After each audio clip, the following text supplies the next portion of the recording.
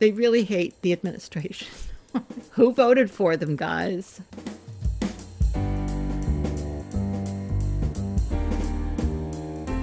Welcome to Rising Anxieties. This is where we talk about what's worrying the industry. This is where I look at industry publications, so you don't have to. You're welcome. And we talk a lot about what's worrying me, which is a big topic. And our first story is my favorite kind of rising anxiety story. It's where the industry is annoyed with us. And in particular, I like it because the industry is so annoyed with New York City, which I don't live in anymore, but was kind of my home for many years. This is from Cowboy State Daily. I'm sure you're all reading it regularly. But just in case you missed this article, Wyoming rodeo defenders say proposed New York City law threatens cowboy culture. You might wonder how a New York City law could have any effect on cowboys whatsoever, since there really aren't that many. I guess urban cowboys. But it's not a big part of New York City, but it is true. Every year at Madison Square Garden, they have this friggin' rodeo. Um, all right. This is a law.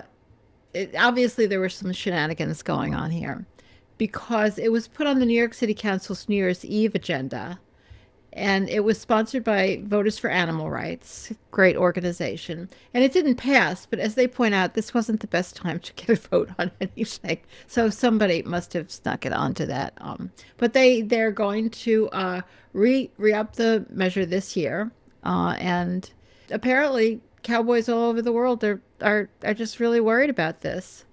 And the Bronc Riding Nation, which is a group, is worried about it. They're calling for a full court press to correct what they see as misinformation in an ongoing culture war that's attacking the cowboy way of life.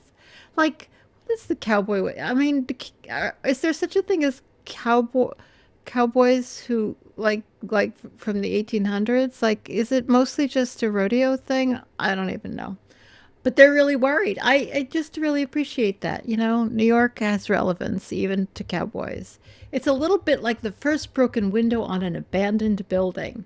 Yeah, we used to have a bunch of those in New York, not so much anymore. It tends to invite more of the same down the line. And they're talking about how there's all this misinformation and retired bull rider. So obviously, these are people who make their living in rodeo, not in cattle ranching. In the tie down roping, there's already rules in place.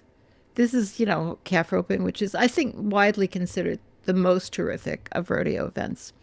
There are already rules in place. They are enforced. There are fines involved for improper treatment of an animal. Yeah, I'm sure that's totally adequate. Yeah, I mean, why why would their rules be too lax? Then they go on for a long and long time about flank straps, which are these straps that they wide leather straps lined with fleece, which they put around the animal's flank, which I think is the back end, like a belt. Um, and according to them, they don't actually cause bucking, though I thought that was what they were for. But this is not an area of extensive expertise for me. According to Wyoming livestock handler J.D. Hamaker, and why would you not trust him? It just changes the manner in which they buck a little bit. Well, if it's just a little bit, maybe they could just stop using them. And they say that these bucking horses, they're specially chosen for being bucking horses. Like, who the fuck cares? Just stop the rodeo. It's disgusting. We are not about to allow anyone to do anything that would hurt one of our animals or cause them to be uncomfortable in their job. Yeah, where have we heard that bullshit before? Bullshit.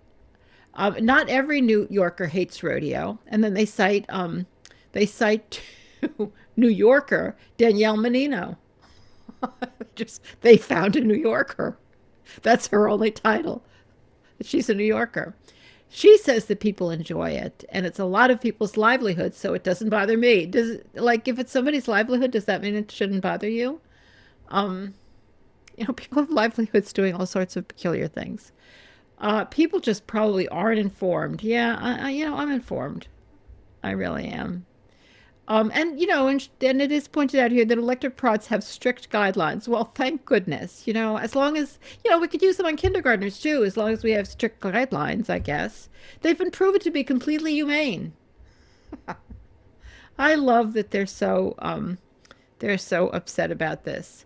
And according to Haymaker, it's family oriented. They still play guess who we're trying to talk to here. They still play the national anthem. I mean, they play the national anthem at all sorts of things. Stand for the national anthem. Oh, I guess people at other venues, not like sporting events or something. They probably just sit through the entire national anthem. No, they don't. Everybody stands for the national anthem. They pray before every event. Oh wow. Oh, wow. And there usually isn't content in the event that people feel uncomfortable having their small children see. Well, there's plenty of content in there I would have a lot of trouble having small children see. The people in it are honest, good people. Oh, yeah, I'm sure. It's got the right people involved that have the right morals. And everything about rodeo is what America should be. Oh, my God. Wow. Who do you think they're talking to there? Get out of New York. All right, just stay out of New York. That's all anybody's asking for here. Well, I'm asking for you to go out of business, but aside from that, just at least stay out of New York. All right, this is good. You might remember that on episode 76 of the Animal Law Podcast, which was back in 2021, I had David Michelson on to talk about an Oregon ballot initiative, which was very, very wide-reaching. And at the time, he said they were trying to get it on the ballot. This isn't the kind of thing that you expect to just easily get on the ballot and pass. This is a years-long project. They did not get it on the ballot that year. They tried again, and they did not get it on the ballot the second time. And now they're trying for the third time. And animal rights activists, this is from Outdoor Life, so you can imagine. Animal rights activists are attempting a ban so absurd that would affect, quote, every Oregonian. Oh my gosh, every Oregonian. Antis, that's what the people in the industry call us, are gathering signatures for Initiative Petition 28, which would outlaw everything from fishing to livestock production. It's the third time they're trying such a stunt in the state, and it could actually make the ballot. And in case you're thinking, oh, they're probably overstating how extensive it is, they're really not. They're really not. It really does ban everything. You should listen. If you haven't listened to that podcast interview, you really need to. All right, they've gathered the most signatures yet, and they have until July. And so they're pretty well. They're not there, but they're pretty close. And they seek to reform existing animal abuse laws by getting rid of the exemptions. They're not changing the cruelty law. They're just getting rid of the exemptions to the cruelty law. It's so smart. They cover things like catch and release fishing, well, all fishing, I think. Medical trials on lab mice. They tried to pick the two most sympathetic, they thought, I guess, by naming catch and release fishing and medical trials on lab mice. Because, everybody hates a mouse and everybody believes in medicine. All right, so Brian Lynn, who's the vice president of the Sportsmen's Alliance, so that sounds trustworthy, in no way, shape, or form does it make any logical sense on any level to anyone with half a brain. Oh, makes sense to me, Brian. I thought I had two halves, but I guess I only have one. One line item, for instance, would reclassify animal husbandry practices as sexual assault of an animal. Talk about telling the truth. It's about what they are. That would cripple everyone from bird dog breeders to livestock producers. Sounds good to me. Other provisions would outlaw rodeos. Yay. Make it illegal to trap or kill pests like mice, regardless of health code standards. Yeah, I'm not sure how they deal with that actually. That's an interesting question because I'm sure they get asked that a lot. And prevent medical research on animals such as lab rats. Mice, rats. Pick the most unsympathetic. All right, they've already collected nearly 82% of the necessary signatures by July. And, according to this, they're really, really concerned. And they think that some of the signatures will meet verification standards. Yeah, I'm sure. I'm sure they're aware of that. I have a little more on this from our favorite commentator, Hannah Thompson Weeman, who is I think she's the president of the Animal Agriculture Alliance. Something like that. It doesn't say that here. Anyway, this is from meetingplace.com. And she's talking about a bunch of different legislative efforts, but one of the things that she does talk about is this Oregon measure, and of course she's like completely freaked out about it. Um, and the scope of the proposal is extraordinary, and its implications extend well beyond Oregon. Absolutely. According to her, it's widely expected to qualify for the ballot. I think that I read somewhere an interview with David Michelson where he said, like, it's not that they expect it to pass. This is a years long process. I mean, they're not saying it's not going to pass, but that's not the only reason to get it on the ballot. It's to start the conversation. And the conversation may take some time.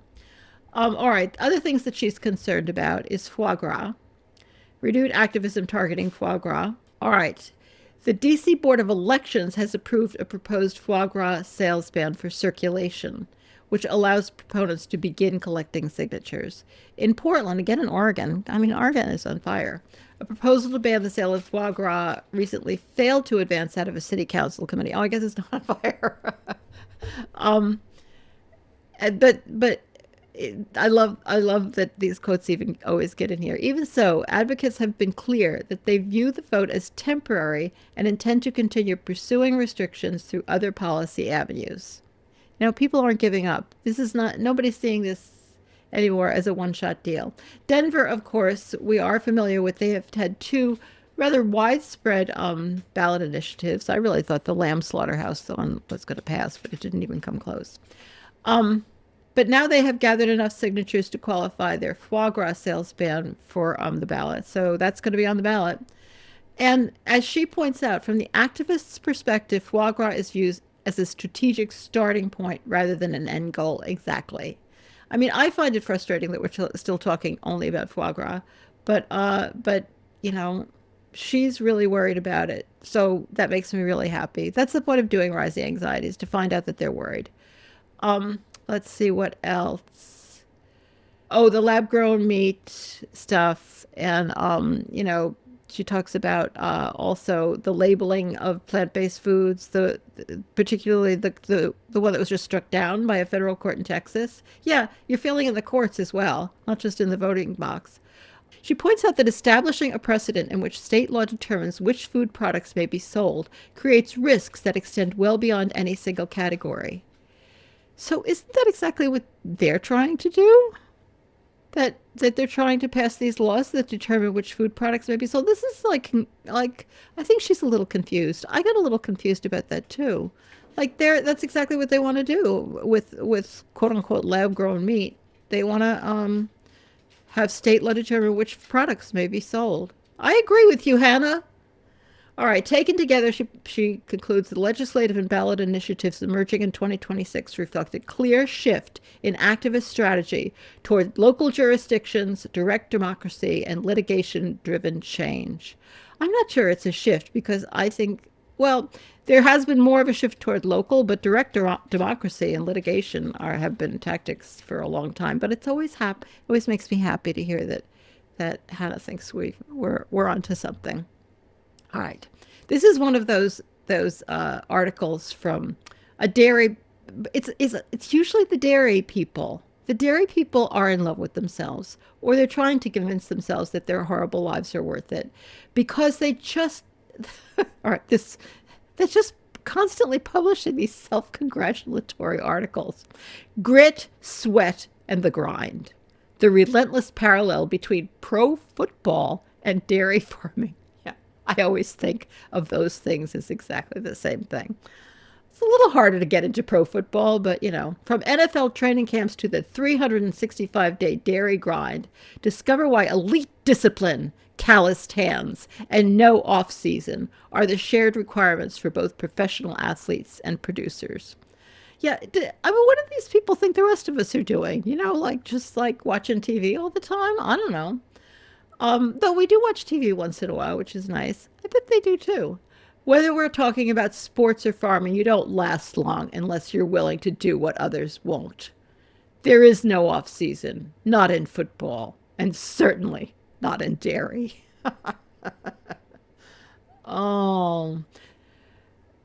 You have to stay disciplined year round in football. And similarly, producers, which is what they call themselves, producers, care for their herd year round, 365 days a year, ensuring the best care possible. The correlation between athletes and dairy cows is closer than most people realize. Oh, now the correlation is between the athletes and the cows? Yeah, because nutrition is so important. This is very confusing. What makes us get up and do it again on Wednesday is grit. What makes any of us get up and do it on Wednesday? Like the alarm? It takes grit to be a pro, and it takes grit to be a producer. God, who writes this about themselves? Most of the time it goes unnoticed. Well, that's why they have to keep like reminding us, I guess. Protesters yell on social media. Oh, it's always nice to hear fans boo after a loss. It's always nice to hear that, they hear us yelling on social media. Nice to know we're having some effect. We do anything to keep grinding, play one more game, or feed one more calf. Like, why? I mean, pro football, I'm not saying pro football is the most useful activity in the world, but, people enjoy it and people are willing to pay money to watch it. And it's very, very, very hard to get into. I guess they think the same thing about dairy. They're so deluded. It's what made the sweat, the grit, and the grind all worth it. No, it's really not. It's really not. All right. Former U.S. ag leaders provide warning of, quote, collapse of American agriculture. This is from Meat and Poultry. It's pretty dramatic. These are all like the by leaders, they mean, like the chief executive officers of the American Soybean Association, National Corn Growers Association, National Pork Producers Council, et cetera, et cetera. So you get the group. And they really hate the administration. Just, who voted for them, guys? Who voted for it? All right. They don't like the tariffs. Obviously, we know that. I'm not going to talk about tariffs. They don't like the loss of export markets because everybody's mad at us and is buying their soybeans and everything else from somewhere else. So, and the weakening of international trade partnerships. So that's all in their ability to make us the factory farm for the world and export all of their stuff. They don't like that. They don't like the disruptions to agricultural labor supply affecting dairy, fruit and produce, and meat processing. I don't think this affects fruit and produce that much because they have those H-2A visas that they can use, and I think that that's what they really want. I think the real, as you know, this topic I'm obsessed with, that they're really trying to get those basically indentured servitude types of visas for dairy and meat processing. So that's part of their goal here. They want people who are desperate and who can't fight back in any way whatsoever, or can't even leave their employ, are just stuck there. And all right, agricultural research funding. I'm not totally opposed to that, depending on what we're researching, and certainly restrictions in foreign aid and domestic food programs. I'm with you guys. I use the word guy advisedly, though, there might be a gal or two. All right. Again, mentioning farm labor reform. They really want that. And that's something they probably are going to get because I am making me so mad. Meanwhile, the USDA is expected to release $11 billion to commodity farmers at the end of the month. What are you complaining about, guys? Under the Farmer Bridge Assistance Program. So they're ruining the administration is ruining their business and then giving them billions and billions of dollars because, they feel bad about having ruined their business. But the group said farmers don't want government handouts. They want markets, which is probably true. But, I bet they'll take the government handouts. Oh, will the cattle side of the beef industry ever recover? This is an interesting article. And it is from Meeting Place. All right, he had this meeting with all these ranching families, and they asked what challenges they were facing. Drought, that ain't going to get better. Labor shortages, again, that they'll probably work on Congress to import slave labor. Rising input costs and margins that feel increasingly hard to protect, like this line. Just as concerning, many admitted that the next generation, sons, daughters, and grandkids, aren't lining up to take over the operation. I really like that. Uh, but they're talking about, well, and the beef herd, which is what they call all the beef cattle in the United States, the herd. Uh, ever will it ever truly recover? Because it's small. It's been reduced a lot, and it continues, according to this guy Gregory Bloom, to edge lower. And so he goes through all these problems. The drought is, I mean, let's face it, they're pretty screwed. There's not drought everywhere, but there are a lot of places where they graze cattle that are drying up because of climate change. But here's the real kicker, and something that we should be aware of. There's also a structured shift underway in cattle supplies. As beef cow numbers continue to shrink, dairy origin cattle, especially beef on dairy crosses, are making up a larger share of feedlot placements. So I think there's actually hope that grazing cattle on public lands, and all of the way we use up, so much of this country to destroy the environment by grazing cattle, is going to diminish, and it's going to be replaced by enslaving more animals in the dairy industry, not just to produce dairy, because they will raise, instead of raising these male calves for veal, they've fiddled enough with the genetics so that they're good to raise for beef, and that's what they're going to do. So those animals will just be living in even worse conditions. Sorry. I know I'm supposed to be cheering you up, but I'm not. All right, finally, there's just one story. I just thought I'd mention it. This is by one Joe Maxwell, and it's also on Meeting Place. He's a guest writer. I'm a hog farmer. Here's why I support Prop 12. And we're all in favor of Prop 12 here at our head house, I think. And we don't want it to disappear. And Prop 12 is, of course, where California has passed this ballot initiative that sets certain limitations on how tightly confined you can keep animals for pork and eggs and veal.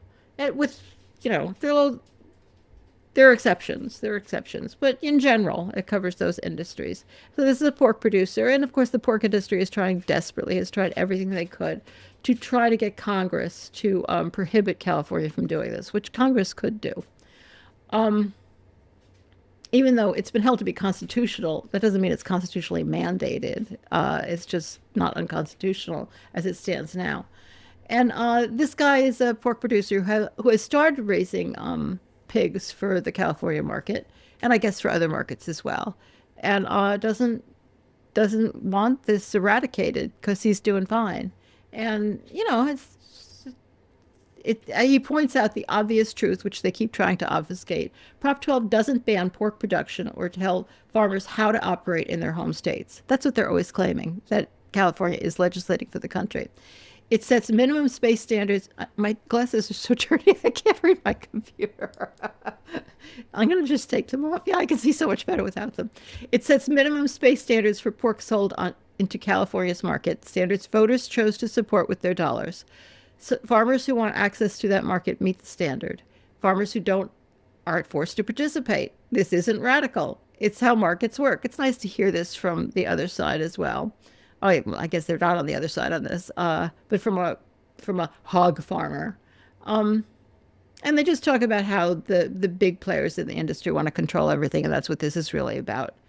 And Prop 12 disrupts that control by creating a premium market for farmers who raise hogs in higher welfare systems. About 27% of U.S. hog producers are already compliant. So that's and the pig industry is, these reforms are minimal. We all know that. This isn't high welfare, higher welfare. I guess that's true. I guess that's fair. I mean, I'm not sure. The fact that they published that on Meeting Place is, I guess, notable, and does mean that, they're trying to pay attention to the fact that they can't just pretend this is all crazy animal rights activists who think you actually shouldn't torture pigs and then eat their dead bodies, because that's just nuts. But it does include some regular people. I think that's it. That's all I got. So thanks for joining me today on Rising Anxieties. And thanks for tuning in. And don't forget to subscribe, like, comment on your favorite podcatcher or on YouTube.